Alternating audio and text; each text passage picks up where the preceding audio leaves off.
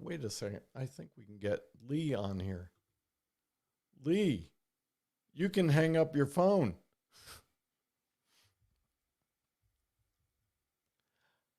Okay. So,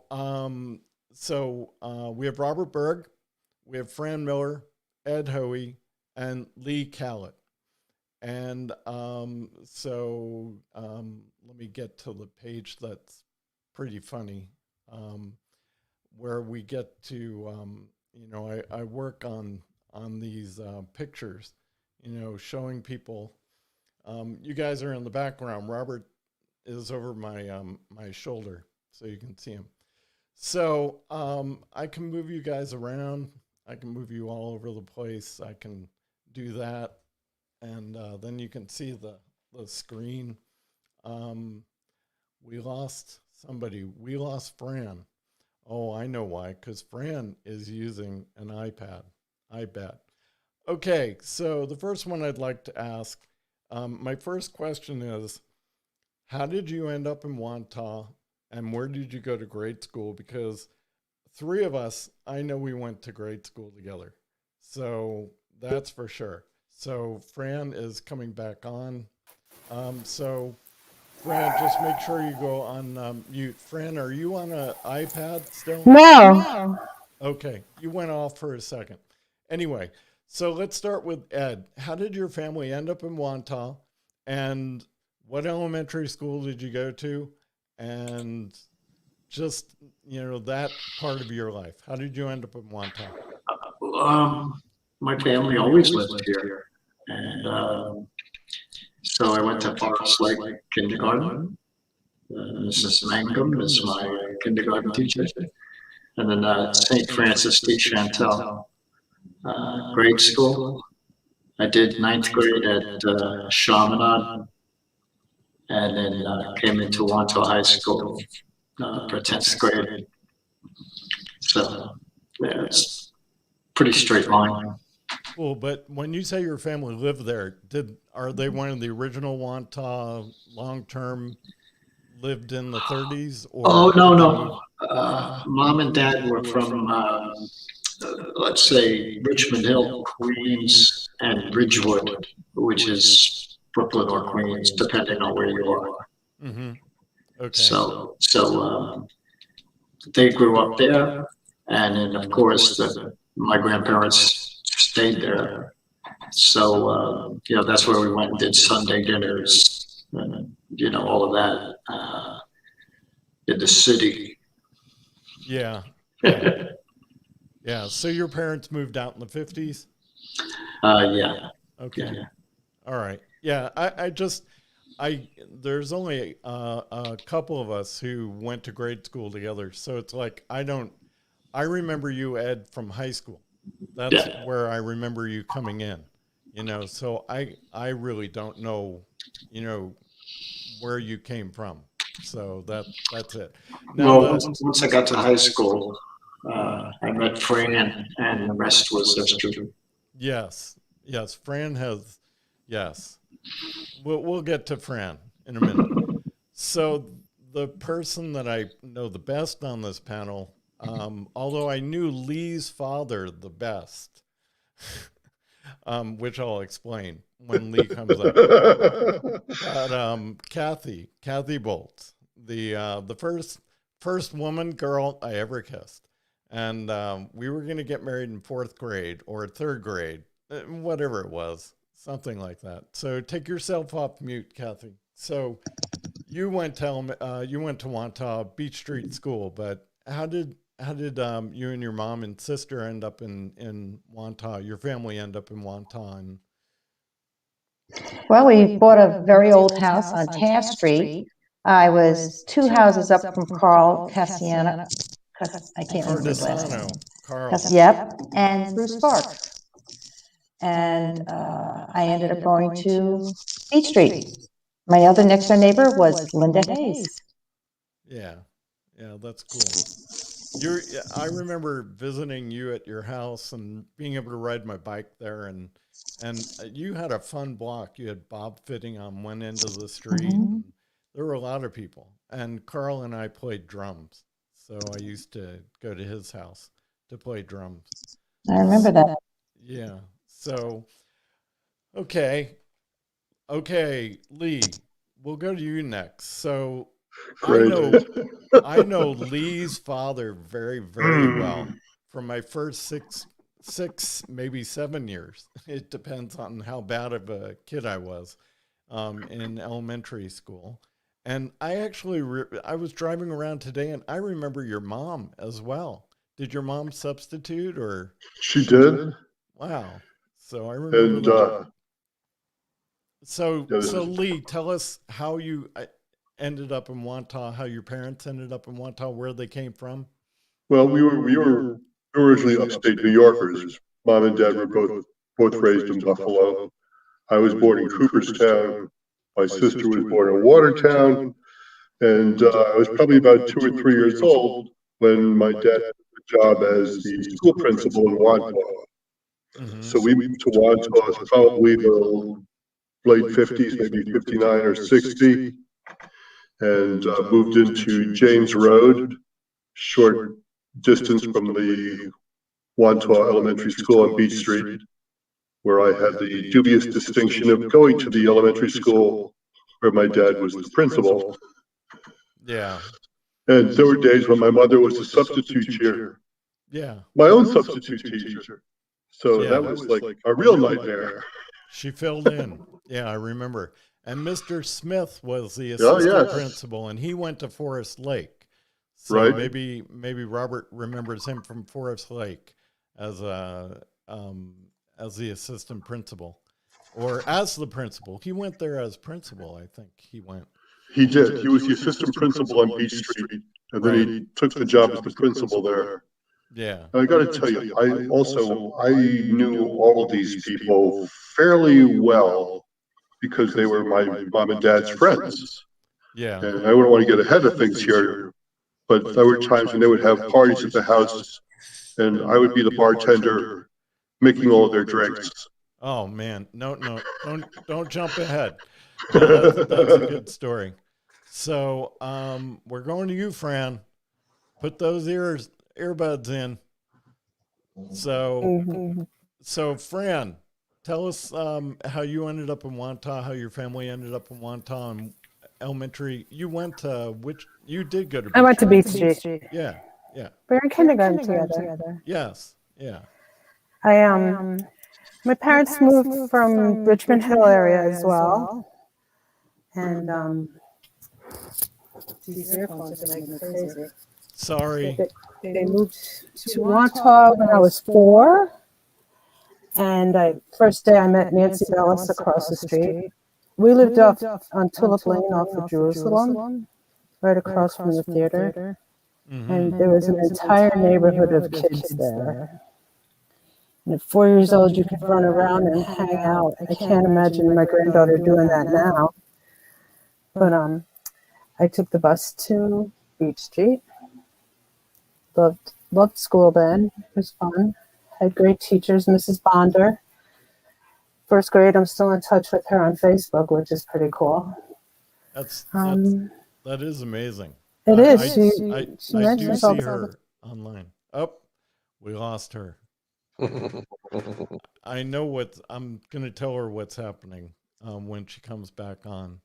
So we'll wait. We'll just move on. But Robert, so you're Forest Lake? Well, I went to Forest Lake. I went to Forest Lake. I got a full feedback here. Everybody needs to mute. Go ahead. Okay. Sorry. I don't know why it keeps going out. Fran, we moved on to Robert. We'll come back to you. All right, go ahead, Robert. Okay, I went to Forest Lake kindergarten, and then wanted to develop. They were very progressive on busing.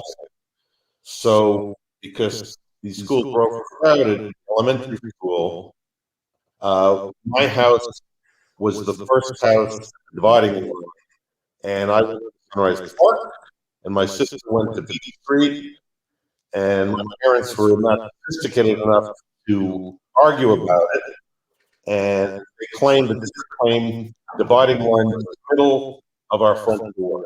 We missed by an inch or two going to Forest Lake. So it was ridiculous. But we had a very good crew at Central Park. It was a lot of fun. Wow, that's interesting. What was your street again? Holiday Park. Oh, Holiday Park. I thought all Holiday Park people went to Forest Lake. No, it literally stopped at 1336 was the development. That's amazing. That's amazing. So, Fran, I have a question. So you're using a laptop, but is it plugged in? Fran. Yeah, Glenn, it is. All right, just making sure, because It just keeps going out. yeah, this program is very very intensive on the Yeah, you web said browser. that. So, so, Fran, I just want you to know that you and I were in kindergarten together, but the woman I actually married to now was in the room across from us. I know. Yeah, Mrs. Weaver's class, and then Fran is the only one amongst you who's been actually, out here to my house on the water. Sure have. Yeah, I have a Worlds Collide party until the pandemic, where I invite people from my childhood and all parts of my life. And actually, we had about 150 at our last party, and That was fun. and it was fun. You came with a friend, and it was nice. So. Well, we need to do that again with Wanta people. Yeah, well, We had a they call few that- there, but not many. They call that a reunion. Yeah, let's do it. Yeah, there were actually Wantagh people. There were probably about Yeah. 14 people there. I met them. Yeah. This year I'm bringing champagne, remember? Yeah. So, anyhow, so my next question is, so Ed said he knew Fran. So did any of you, were you friends with one another at all? We were drinking buddies. You were drinking buddies, but so, and Lee was mixing drinks for the teachers that we all had. Mrs. Weber, I could see Mrs. Weber, taking a drop or two. Mr. Ashford. Is that why she fell on the playground? Yeah.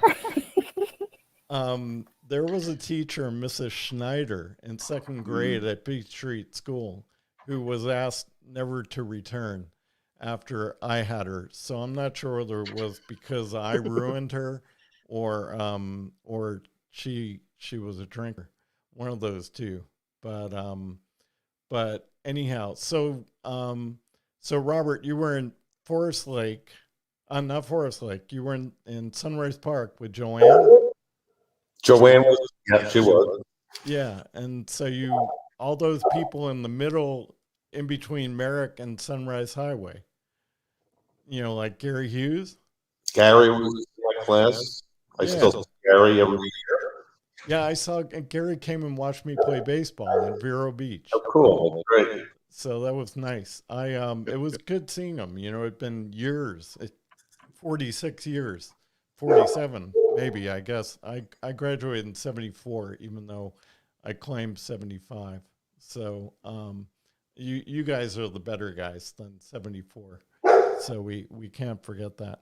But it's so weird how an impression that I had of you, Robert, just being a Forest Lake kid, that's, how the schools were different. It's like the Mandalay kids. When I find out that Peggy Sachs went to Mandalay, I thought she went to a different school. So, and Ed, I knew you went to St. Francis because Gene knows you from there, Gene Preller. So, and Lee, so tell us a fun story, and then we'll move on to the next question. Tell us a fun story about having a mother and father in the school system. Well, I'll be honest with you, it really wasn't that much fun. In fact, I couldn't wait to get out of town. And I applied to university when I was in 11th grade, and I skipped my senior year, and I went off to SUNY Albany, and I figured nobody knew who I was, and I could reinvent myself. And I went to my first day of poli-sci, freshman 101, and there were like 400 kids in this lecture center, and the professor's going down the roll, comes to my name, and says, "Callan, I know that name. Are you any relation to Al Callan?" And I'm like ready to die. And I said, "Yeah." He says, "Well, your dad was my math teacher, and I was in 5th grade." I dropped his class. I never went back. Yeah, I guess we got out in 74. I got, they had summer school August 74. And I guess we got out like whatever day Nixon resigned was graduation day. And I caught a flight to California like 2 days later and started school out in California in September. So I just wanted to get away. So it was good. So what my next question is, and we'll go back to Ed because it's silent thus far. So Ed, what has been your trajectory since it was graduation day, Wantagh High School, whatever day that was? What was your trajectory from that point to where you are now? Should we start with the actual graduation ceremony? Well, you sent me a funny picture from graduation. So. Well, after blowing up the valedictorian and consuming way too much of assorted stuff, the gang I used to hang with just made a party out of everything. So graduation day was pretty nuts. After that, my family, this is a little bit personal, but my family had kind of imploded. So I didn't take the usual go away to college and do all of that. I worked, got out, got an apartment with the rest of the gang, with the guys, and kind of, I don't know, scuffled my way up a little bit. Eventually, I became fairly successful and did the usual get married to a Wantagh High School 75 graduate, Charlene Layden, who you guys probably don't know. She was quite the bookworm back then. But I ran into her on a gig. I used to be in a band called Little Buster and the Soul Brothers. And we ran into each other and we were like, we know each other. Yeah. So we eventually got married. We just celebrated 35 years being married. So I worked basically through the Echo went away. I just worked in sales and marketing. You know, I'm about 49 years old or so. We bought a company in Manhattan, a marketing agency, and ran that for about 12 years and retired from that. And I'm done. You know, I'm back to playing music full time, except for the past year. But I was a full time musician for a while, and that's really what I love. And with COVID vaccines so readily available, and the expectation that the world will open back up, we'll go back to gigging regularly. So that'll be fun too. I'm really looking forward to that. Here's an interesting fun fact. When we came in, the class of 75, in the year 75, was the first class to have Mr. Bogatz as a teacher. Now, my two sons both also graduated Wantagh High School. They each had Mr. Bogatz. And my youngest son had Mr. Bogatz in his final year. So I had him in his first year, And my youngest son had him in Mr. Bogatz's final year. So, little arc of history there.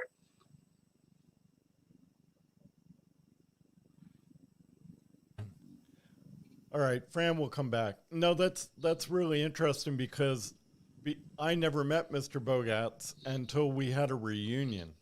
At It was at the bar on Wanta Avenue, where I actually invited Jean to meet me there, and I knew she had been my crush in high school. And I said, I'm going to be in town. Why don't you come to reunions? And she said, I don't do reunions. But Mr. Bogatz was there. And I said, oh, when did you start? He said 75. And I said, oh, that's why I didn't know who you were. But, Paul O'Brien was on the first episode that we had. And Paul had a similar story in that,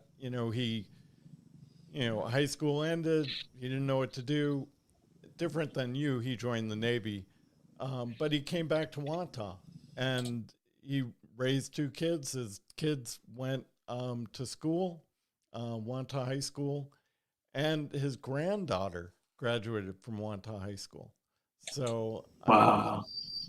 That's amazing to me. But he was uncertain whether they had any teachers in common. He didn't have an answer to that question. But, we still live in Wantagh. You still do? Yeah. Wow. In that little neighborhood behind Maplewood. Oh, really? Yeah, Brookside. Yeah. Yeah. Wow. That's yeah. Jean's father had an insurance company right next to Maplewood. Yep. The Yep. Preller Insurance. Mm-hmm. So it's still there, or at least the name is still up. Yeah. Yeah. And I actually play baseball with someone who has an insurance company across the street from Maplewood. But he lives here and he drives back and forth between Ellicott City and Wantagh. He was there. His kids went to Mandalay High School. So well, that's really good. I love your story. It's great, and the honesty. It's that you married a Wantagh woman. I guess they're good. Kathy, we didn't. It's a good thing we didn't marry. I think we would have found different lives. Yeah. So your trajectory, what was? I left Wantagh. I went to college up in Seneca Falls. My first day, I met a gentleman, and we hooked up. And 2 years later, we got married. We've been married 44 years this July. Different jobs, lots of different houses and different addresses. But I'm living up here in Dutchess, and we've been here for almost 30 years. I've worked for the school district. Now I'm working for a hospital network. And yeah, COVID's been a real challenge. But I've seen some of the best of people in this time. I've had some fun myself between scanning people at the front door, COVID testing, and now I'm doing registrations and vaccine sites for people when they come in. So it's been a lot of fun. I have 2 children, both are married, and my son's in the Air Force. And any grandkids? No, not yet. Yeah, I don't think I'm ever. I have 2 kids, but I married late, so that marriage and my kids are still in their young 20s, so I'll be in my 80s before they even think about it. So well, as long as they're there, take care of you. Yeah. I figure my father lived to 95, and his father lived a long life, and his grandfather to 100. So I figure I've got it made. So yeah. All right. So all right, Robert. I'm going out of order. After high school, I went to Amherst College and up in Massachusetts. And then I went to University of Chicago to law school and also to business school there. And then I moved back to New York City and I worked for a large law firm for a couple of years. Then I moved to another large law firm doing litigation. And then I moved to, that was mostly defense work. And then I decided to go to the good side and became a plaintiff's lawyer. And for the last 30 years or so, I've done plaintiffs' class action litigation. Initially, I was doing securities fraud cases representing investors who got defrauded. And now I do mostly consumer fraud class action work. And more recently, my daughter, who was living in my house during the pandemic, she's 25 now. She's about to go to law school in the fall, but she's doing public interest work. She's fighting the big telecoms with the deployment of 5G and 4G and the cell towers and the health risks of that. So she got me very energized to help her out with legal cases. Now I'm flooded with cases helping people who are electromagnetic sensitive and fighting these Verizon and AT&T when they try to put up 5G towers right outside people's houses, and people are getting all sorts of physical symptoms, and there's radiation risks. So that's been very interesting in the past year to get involved in that. We live in Scarsdale. My wife is now, she worked on Wall Street for many years. Now she's an artist, full-time artist for the past 10 years. So she's got a studio gallery in Mamaroneck, the next town over, and she does abstract oil and acrylic paintings. And she's very, very successful in that. She's got 3 museum shows, solo museum shows already, and she's got another one coming up next month. So we're having a good time. Would that be one of her pictures behind you? That is. Perfect camera placement. Wow. That's very cool. That's great. So you've enjoyed the legal profession? It's pretty good. Yeah. I the mother of my children is a lawyer. So I had that life. It wasn't, from my perspective, it wasn't a fun life, but now she's an agent. So she's enjoying that. So I prefer fishing and boating. you what? I prefer fishing and boating. Oh yeah. You have a boat. I have a boat. We should get our boats together. That's right. Yeah, but yours is bigger, I think. So my son, he's 22. He's a fishing captain down in Miami. He started out at University of Miami at the marine biology program and quickly decided he'd rather fish than study about fish. And now he came back from the Bahamas today, takes people on these crazy fishing trips. He's heading off to Costa Rica tomorrow for a couple of weeks, fishing on a billionaire's boat as a mate. He's going down to Mexico in a couple more weeks for 3 months to fish. So he's having a great time. So it's an interesting life. yeah, that's it. It's so weird. I remember the pressure on me when I was a kid, from my parents, to, well, from one parent, make sure you get a good education, get a job, stay at your job for 4 years and stuff like that. And I was in computers, and you just didn't, that wasn't how you found your success. You had to move around. And so I thought I'd gotten rid of those views. And my daughter works for a company now, and she doesn't have to ever go in the office, so she's now in Moab, Utah. She's been skiing all winter, and as all they care about is, as long as you show up at your computer at 6 a.m. her time, skiing in Montana and Colorado and stuff. As long as she shows up for work, they don't care what you do on the weekends or at night. So it's a different life.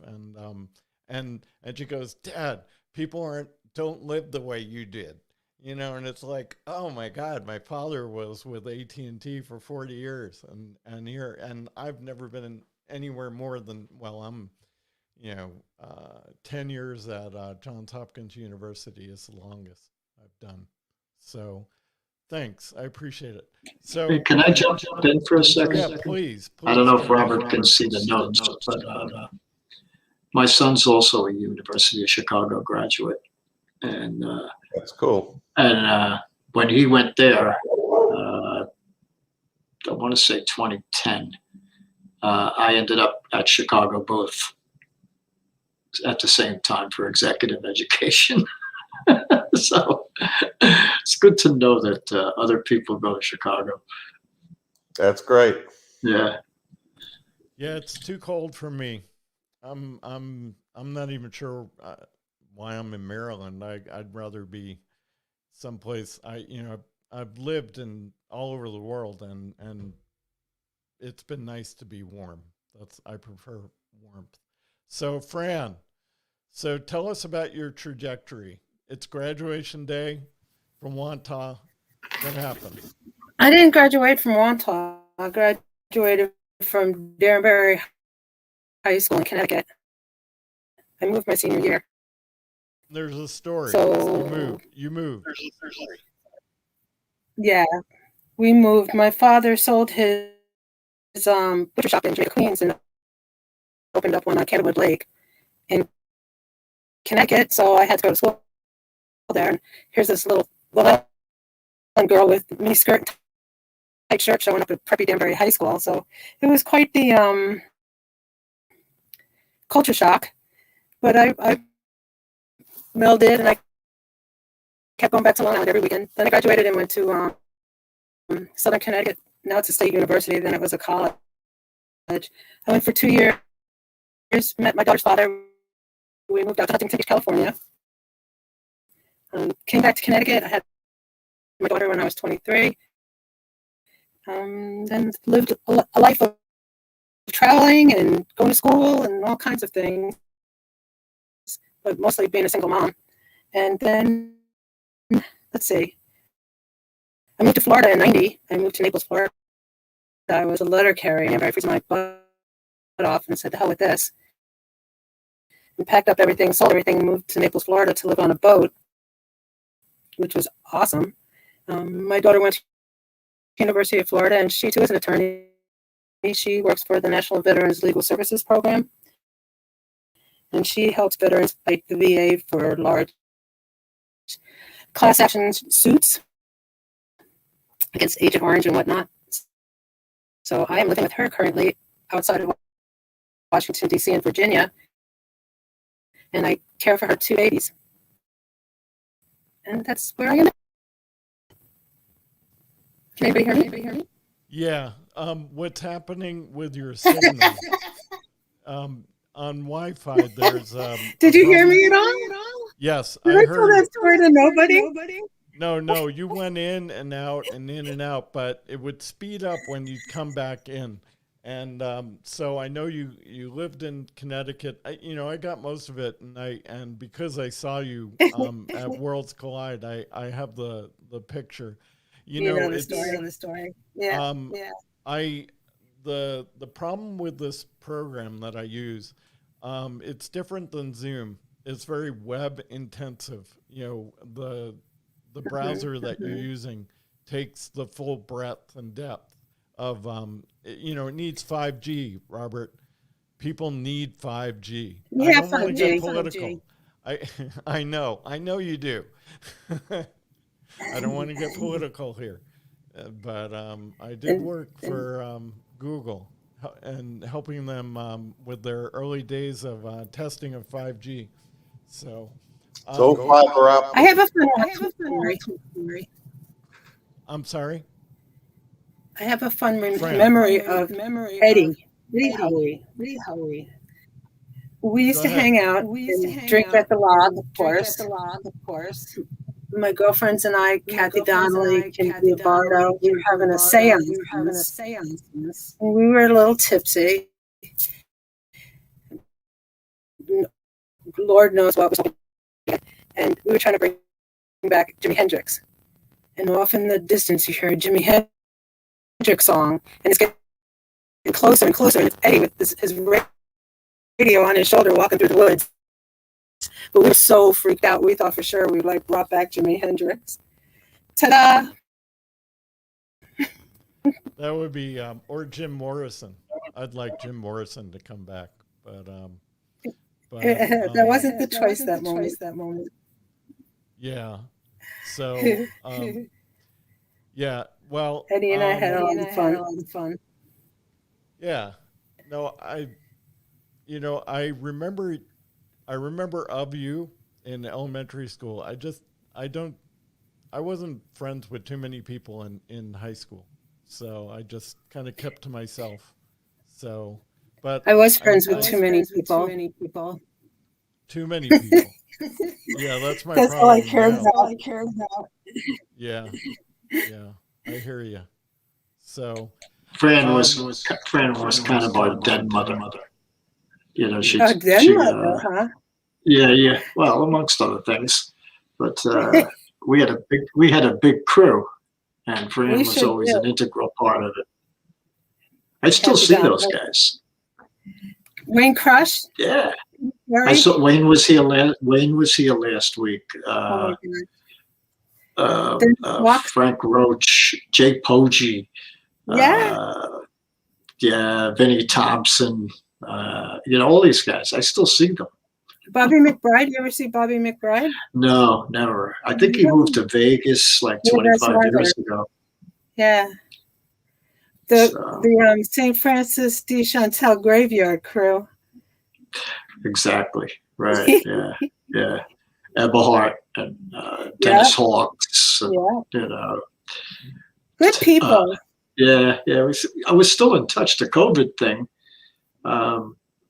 We ended up creating a group text. Oh, awesome. Of about 12 of us. And I mean, you just revert back to being a 10th grader with the same silly nicknames and the same, ribbing each other. And even younger, like at Harry's. We were young when we were hanging out at Harry's. Yeah. And these guys said, nobody had cell phones, so we didn't have many pictures. But the pictures, if everybody had 3, now we all have 20, because we shared them in this group text. And I'm like looking at these pictures going, oh my God, I'd like to see some of those. I don't know. Or maybe not. Some of them are really hysterical. I'm some sure. of them are embarrassing, and of course, some of them are epic. So I want to say it's now 8:30, but we lost 15 minutes. And if you don't mind hanging around a bit longer, I had a, oh, by the way, Fran, there's Karen Dalton is saying she loves watching your granddaughter. So, we just lost Fran. So I'm not going to change browser. I'm not going to change programs, but anyway. So here's my last question. So, and it's kind of, just for Ed, you're still in Wantagh, but for the rest of you, if you, and actually everybody can answer this, you'll have an answer.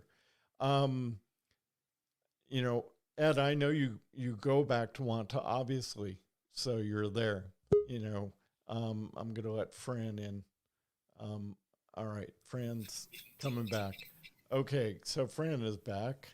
And so in your life, in between when you left or you never left, what about Wantagh influenced your life?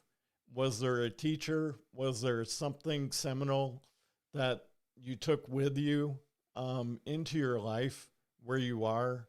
Oh, you know what? Wait, we missed Lee. Didn't we miss Lee on the trajectory? Hey, I'm sorry. So it's okay. I know we're trying to make up for lost time here. Yeah, I'm sorry. Okay, so just something seminal in your life that you've taken from Wantagh with you that really influenced what you did, or that you have a memory of now? And let's start with Robert. Wantagh, I thought, was a terrific place to grow up. The beach, of course, was the defining characteristic of the town. Certainly, my love of the water, of being on boats, fishing, that all started in Wantagh. We had a boat when I was about 4. It's actually how I met 5, maybe. That's how I met my wife. She came to my boat. I was varnishing it with my father when I was about 5 years old. She was a little baby in a stroller. Turns out my mother and my mother-in-law were very good friends in college. And they came down to the boat that day. And I remember my wife in a pram being wheeled down by the boat when I was varnishing the boat with my father. And that's my first memory of her. But I mean, Wantagh was really a great place to grow up. I mean, at 10 years old, we were hitching on the Wantagh Parkway to go down to the beach. I mean, who would do that these days? It was great. I mean, you had total freedom as a kid to do anything you wanted. And it was very safe, and there were millions of kids around. I mean, everyone moved into the neighborhood at the same time. It was just built where we lived in Holiday Park. So everyone was the same age. You always had kids around. It was just a terrific place to grow up. I live in Scarsdale now, and there's a lot. I mean, I thought Wantagh was a much better, more balanced place to grow up than certainly Scarsdale. And I think people had better outcomes there. I mean, you had a much more diverse group of people living there, and you had a much more broader life experiences just interacting with a more diverse group of people. I thought it was a terrific place, and from what I understand, it's still a pretty good place to live. So I had a very good childhood there. I thought it was great, and I'm really happy I grew up there. Thank you for answering that. And I can tell that's your dog, because when I take you off mute, you're I don't hear the dog. So Lee, I am sorry that I passed you up. So why don't you intersperse a little bit about your trajectory and what you take with you? Because I think of all the people with your parents being in the system. And, and I do remember this picture of you with your long hair, and, it's, that's how I remember you. Well, it actually got longer and shaggier than the picture that you've got showed right now. I left high school at 11th grade, so I actually had a year of college under my belt when I came back to graduate. And by the way, they weren't going to let me graduate because I hadn't fulfilled the requirement of having whatever number of years of phys ed and health and whatever it was that you needed to have to get a diploma. But I guess they relented, and I got one anyway. Can you hear me? The echo just went away. All right, so let's see. So I went off to SUNY Albany. It was an experimental college in the university. They cut the funding for the program after my second year there, so I wound up dropping out of Albany and went to Temple University down in Philadelphia, where a year short of graduation, I took off and spent a year just kind of doing the backpack thing through Europe. I lived on a kibbutz in Israel for a year. I worked on a banana plantation, came back and finished my degree, which was actually in television and film production, and worked in the recording industry for a couple of years after graduation before I wound up also in the tech industry, although I was on the business side and the sales and marketing, not on the techie side of things. So I spent most of my career working for tech companies, computer software, hardware vendors. Spent 14 years working in the telecom industry for France Telecom, and have in the last couple of years taken into working for a software development company. and we're all about open source software and open data, making all data readily available to everybody for any purpose at no cost. So that's kind of what I've been doing from a trajectory perspective. I guess what I take away from Wantagh, primarily, I think I would echo what Bob said. It was the being near the beach, something that I have always felt really comfortable being near. In fact, almost a need to be near the water. And even to this day, I live in Tampa Bay. I live in St. Pete Beach. That's where I am right now. And I just can't imagine ever living someplace where I was going to be landlocked. My parents, they retired, they moved out west, they lived in the desert. It was a lovely place, but I could never see living there. So that's kind of my story. Thank you. I appreciate it. And I don't know whether you'll accept this or not. You do remind me of your dad. How old was your dad when he was principal in 1962? I'd have to stop and think about it. He was probably in his 40s. Wow. You know, he retired when he was 56 years old. Wow. I know I was a pain in the ass. You know, Glenn, I got to tell you, I'm very impressed with your trajectory. Okay, because I left Wantagh and I never went back, and I never had anything to do with anybody from high school until the 40th reunion. And let me tell you, finding out what happened to everybody was just amazing. And your story is one of them. Well, I appreciate that. Thank you very much. I appreciate it. Kathy, what do you take with you? Wantagh was a great place to grow up. I was heavily into scouting. As Lee might remember, I almost busted his mother's station wagon one time, collecting newspapers for a fundraiser for the troop. Well, the I'll paper never forget drives. that. Yep, the paper drives, and I'll never forget seeing that thing dragging down my street, loaded to the gills. I thought your father was going to kill me. We got a lot of good moral character, if you want to put it that way, and a lot of experience in Wantagh. I love the beach. I miss it terribly. I'm hoping one day to retire back near water. I don't know where, but near water where I could smell that salt air. When I left Wantagh and went off to college, they were just building the bike path that went down to the beach, which now I've taken 2 trips. I drive from Dutchess down to go on that bike path. At least and I love it. I think it's great now for kids because everybody down Long Island who lives in Wantagh, Seaford, or whatever can ride to the beach. We got so much out of Wantagh. The schools were excellent. The kids, we really didn't do anything that crazy. I mean, we think we did, but we really didn't do anything that crazy. Unfortunately, I did miss 10th and 11th grade in the high school.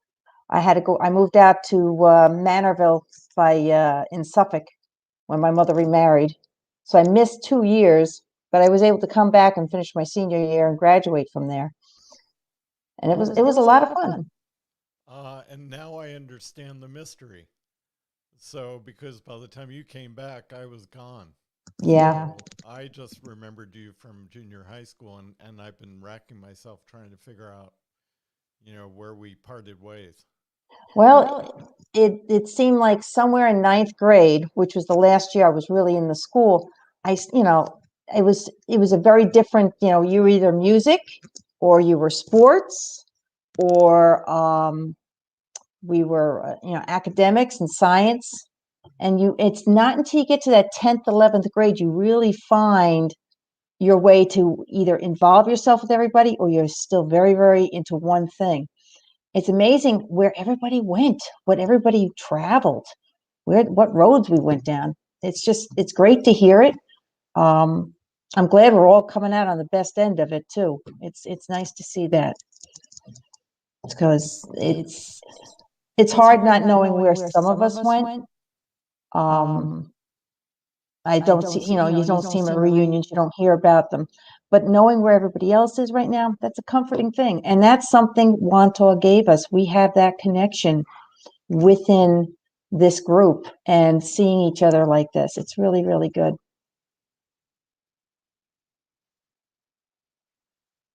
I agree. I agree. And Facebook brought a lot of that. Lee, there's a memory of your dad. Facebook, say what you will about Facebook, and I know many people who worked at Facebook at the beginning. It ended up true to what its purpose was, and it, you can hate it, but I had the search thing out for whenever Gene Preller came online. And it used to be you could have something set up and it would tell you when somebody came online. And she came online. And so without Facebook, there wouldn't be a Gene. Aww. So Very true. Very true. So Ed, the guy who stayed in Wantagh. So how would you answer this question? I don't know. I go to the beach every day. So, not to make everybody jealous, but I go every day. And the thing about Montauk, I guess, was, well, it's already been mentioned. You could hitchhike to the beach.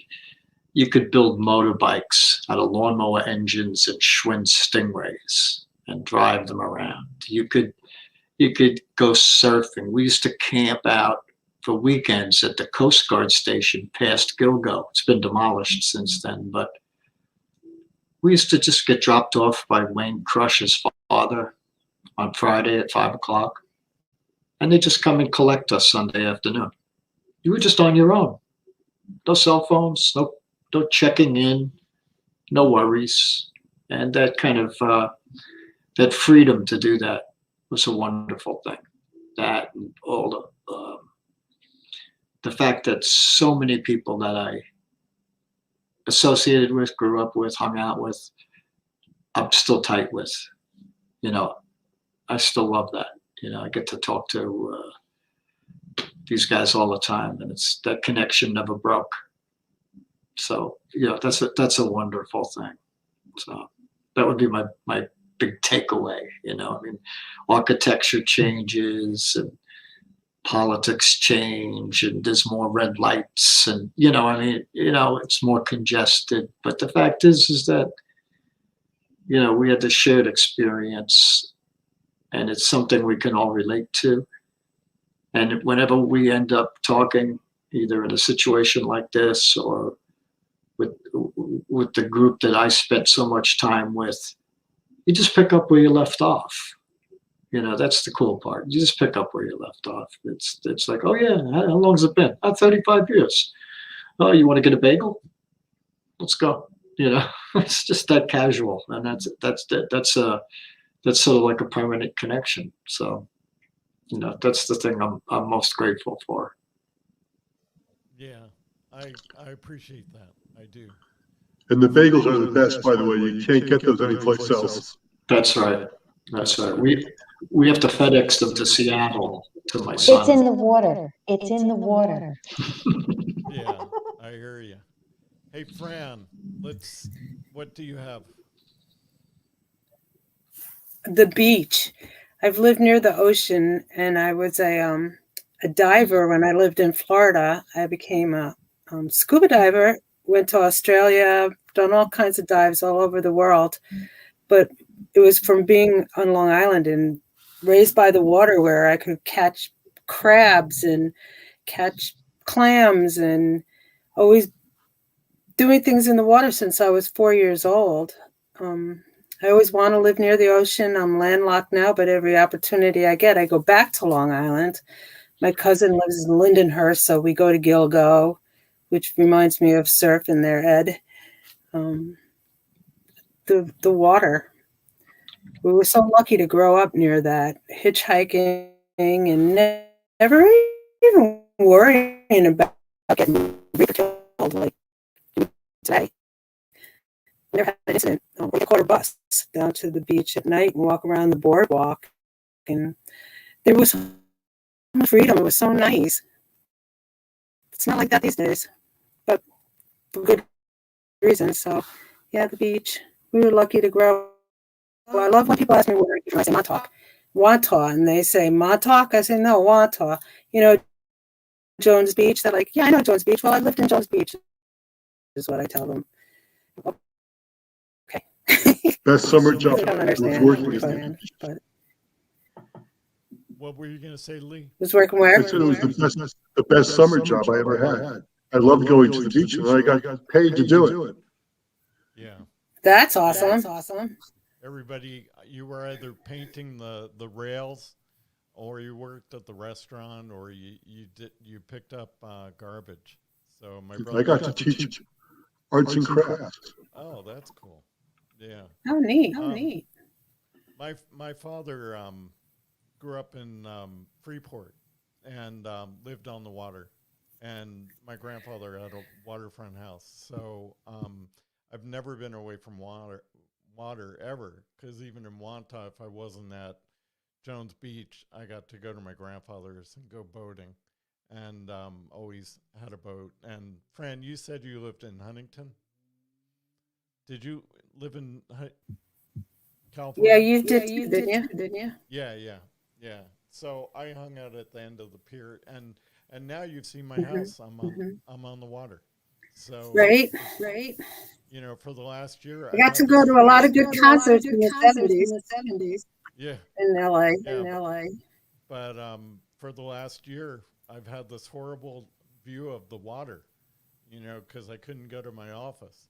So I'm joking. Bummer about for that you. a bit. Bummer for you. But yeah, it just goes to show you can get tired of anything. So The Chesapeake is nice, but to me it's kind of dirty. Oh, come on. I'd rather go to the ocean. Lee, I was thinking about you and your parents living in the desert. You know, I've met people who absolutely love the mountains. If any of you knew Debbie Outschler, she lives in Colorado, and you know, and people say, "Oh, I love the mountains. I love the mountains," and the mountains are just impediments to getting to water. You know, and, Right. And that's just, you know, my belief. So, but Glenn, when I got married, I had to make a choice, either golf clubs or skis, because I had to give up my surfboard. I chose the skis. It was as close to surfing as I could get. Yeah, I did skiing too, but it wasn't as much fun. But I was going to tell you one story about my father and Jones Beach, and then we'll end this. So I guess my father was 13, and he and two guys went sailing. They from Freeport to Short Beach, the other side of Jones Beach. You know, you walk across, whatever they call it. You know, where the theater was Short Beach. What I knew is Short Beach, and then they would walk across, and then they'd go swimming. Well, there was a big hurricane coming in, and nobody knew about it because nobody broadcast hurricane warnings in. So let's see, in 1936. So the sailboat that my father had weighed probably a couple of 100 pounds, and they turned it upside down, and the three of them hid out inside of the sailboat as the storm went past. And my poor grandfather, you know, I remember my grandfather talking about it and my father talking about it and how harrowing it was, because there were no roads out available to get out to Jones Beach area, you know, because everything was washed out. So my father had to, you know, they had demasted the sailboat, so they had to put the mast back in, and then they sailed back to my grandfather's house, so that he could, you know, so that he showed up. And Leah, I can see your background, your green screen. It's a picture of your house on the I water. was trying to talk about water. Yeah, yeah. No, I get it. So I am sorry how this show started. It should have been a smooth beginning. It's been a smooth beginning 3 times in a row. This time it wasn't because I was screwing around early. I had a video of if Chris was here, it's the game he played in Seaford versus Wantagh in 1975. Well, actually, he must not have played in this because he would have graduated. So anyway, I'm sorry Chris isn't here. I just wanted to let people know that this show is so popular that we're now booked out into July. So we have the class of 63, we have the class of 68, the class of 71 has 4 shows coming up, and we still have 2 more to go, 3 more. This is 4. We have 3 more to go of Wantagh.